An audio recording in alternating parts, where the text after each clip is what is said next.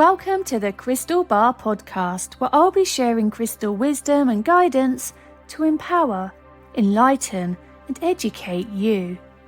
I'm Claire, owner of the Crystal Bar, and my goal is to guide you on your spiritual path of knowledge searching, self-discovery, and growth.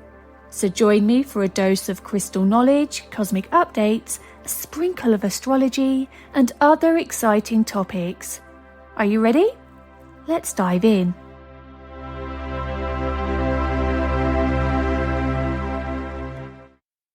Hey, how are you doing? I hope you're all well. So here we are, another bonus episode. I couldn't let this weekend go by without talking to you about the full moon that's occurring.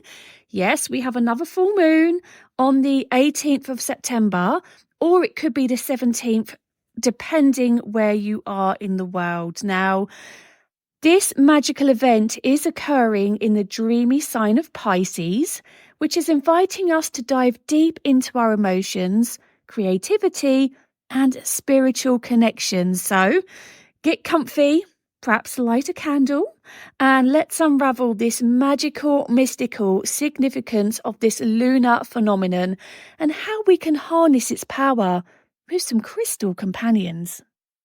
So as it's a bonus episode, we're going to get right into it. No chit-chat today.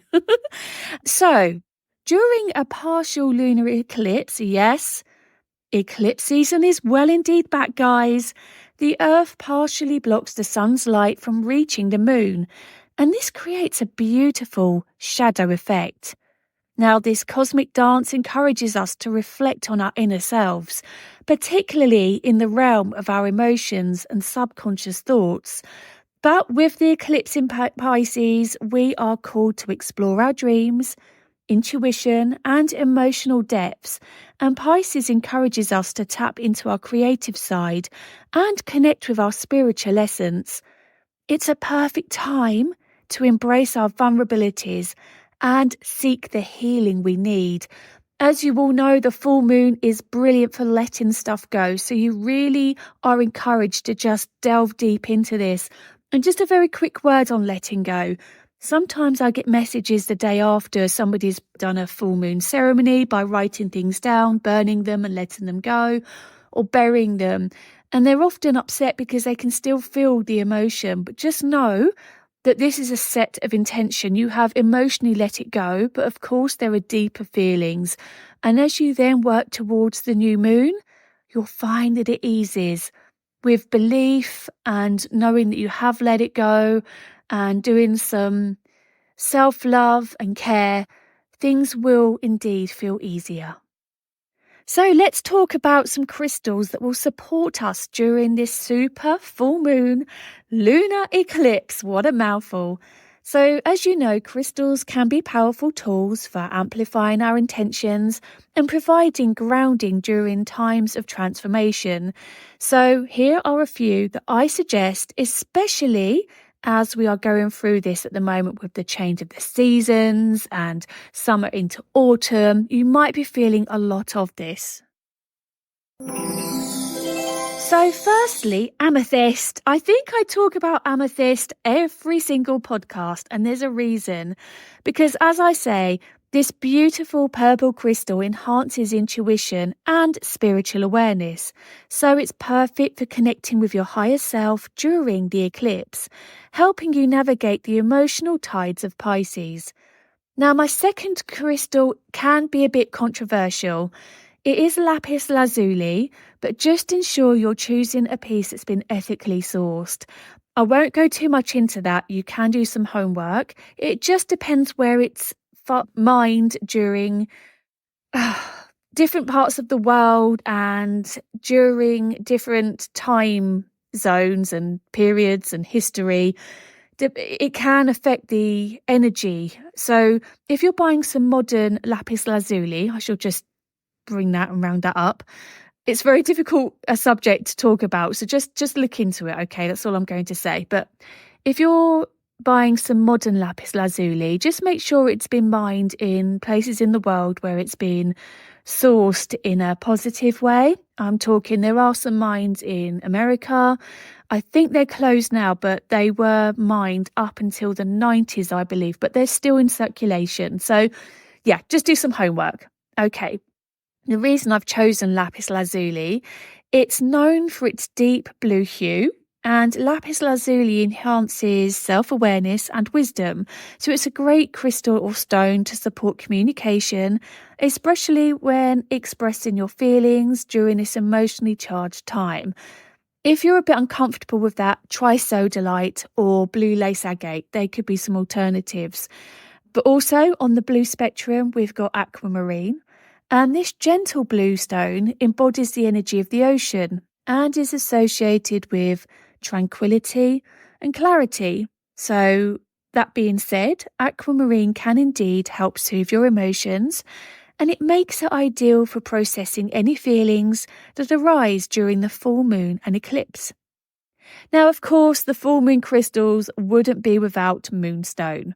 It's a classic choice for lunar events because it not only enhances intuition, it balances your emotions. So it's especially powerful during a full moon, and it helps you tap into your lunar energy and embrace your inner self.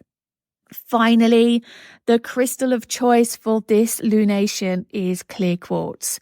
It's often called the master healer because it amplifies energy and intentions, and it's great for healing. So it can be versatile during the eclipse, during the full moon, and helps you clarify your goals and intentions for the future.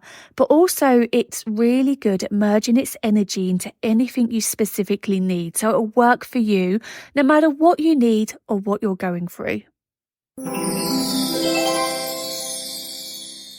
So, with our crystals in hand, let's explore some rituals you can practice during this super full moon lunar eclipse. Firstly, the most common is charging or cleansing your crystals in the full moon light. Now, as it's an eclipse, some people say don't do it because of the wobbly energy, but can I be honest? I've never had an issue. I find this eclipse energy actually benefits whatever I'm using the crystals for. It works in a bit of a more jazzy way, shall we say. It can sort of unearth different things or bring forth different scenarios that might be a little bit uncomfortable, but it means that you're then going to benefit from the whole just greatly. Honestly, I'm just getting chills thinking about it. Honestly, I love it. I love the eclipse energy.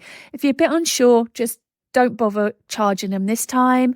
Just use some selenite instead, or sound, or incense, or ethically sourced sage if you're a little bit unsure. But perhaps just try one and see what you feel those crystals feel like when you bring them in the morning, because wow, honestly, I love it. Secondly, moon water. Moon water is incredible for using for cleansing. You can use it in bottles around your home, using the moon water to just cleanse your surfaces. It will invigorate them, it will cleanse them, it will rid the energy that's been stored in them. You can drink it, and a really lovely thing you can do is if you speak really positive intentions to the water and then drink it, they become a part of you, which is so lovely. You can also bathe in it. You can feed your plants with it. However you use water, you can use moon water. If you're unsure on how to make it, it's quite simple. Take a glass or a bottle or jar that can withstand temperatures outside. Make sure you cleanse it really well with some clean water. Then use some spiritual tool like salopanto, incense. You could use some ethically sourced sage. Just make sure the inside of that jar has been cleansed. Fill it with some nice, clean, pure spring water if you can. If not, tap water's fine. And then just place it in the moonlight as the moon rises. And then first thing in the morning when you collect your crystals, bring it in. I'd personally store it in the fridge to keep it fresh. You might want to store it other ways, that's all fine. That's my preference, especially if you want to drink it and enjoy it. I'd love to hear how you use your moon water actually. If there's any other ways, share them with us and I'll share them in future podcasts. But aside from your crystals and moon water, there are some really lovely rituals you can also complete. My favourite is meditation, and what you need to do is find a nice, safe, quiet space, hold your chosen crystals and just sit. Focus on your breath and allow the energies of the moon to wash over you. Visualise any emotions that surface and let them flow freely, okay? Now, that might seem very difficult to you, but I would recommend looking up some full moon guided meditations. There's plenty on YouTube. You might have a favourite podcaster and work with that until you are in a place where you can guide your mind yourself. Secondly, another ritual is creative expression. Now, since Pisces is a sign of creativity, use this time to express yourself artistically. Whether it's painting, writing, or playing music, just channel your emotions into your art and let your intuition guide you. Thirdly, candle rituals. Speaking the same word together. Candle rituals. Light a candle and set your intentions for the upcoming lunar cycle. Hold your crystals around the candle as you meditate on your desires, or speak them out loud, and allow the flickering flame to illuminate your path forward. Now, of course, there are many other rituals, so I would recommend doing some research and finding the one you resonate with. But I just thought I'd explain some of my favourites with you. So, my lovelies, as we prepare for this super full moon, partial lunar eclipse in Pisces, did you get that? Just remember to embrace that emotional feeling, the emotional depths and creative energies that it brings. Use this time for introspection, healing, and connection to your intuition, and just go with the flow. Just finally, I want to say, just remember that even though I'm giving you this guidance, however you feel is fine. You might just want to curl up on the sofa and just hide from this full moon energy. You might wish to embrace it and just go all out with the energy. However it is, don't compare yourself to others, because the full moon affects us in different ways, depending where we are in our own cycles and our life processes. So just go with the flow, enjoy it, and just know that however you're feeling is okay. So thank you, my lovelies, for joining me on this journey today. I hope you've enjoyed the episode.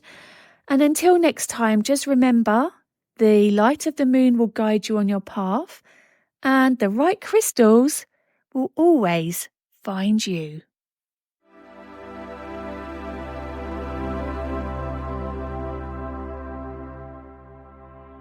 Hey, don't go yet. As a huge thanks for listening, I've got a special discount code just for you to use on our website, thecrystalbar.co.uk.